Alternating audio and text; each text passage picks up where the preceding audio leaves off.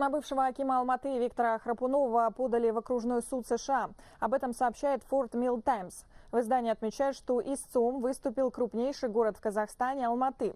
Наши корреспонденты в мегаполисе связались с администрацией города. Там утверждают, что алматинский акимат никак не причастен к иску. Отмечу, экс-чиновника обвиняют в хищении более 300 миллионов долларов за счет продажи городского имущества. Сообщается, что на присвоенные деньги бывший аким приобрел роскошные автомобили, виллы, предприятия и другие активы в Калифорнии, Нью-Йорке, Европе и на Ближнем Востоке. По информации источника, истец требует наложить арест на имущество ответчика и ввести запрет на использование незаконно добытых средств с целью возвращения их в казну Алматы.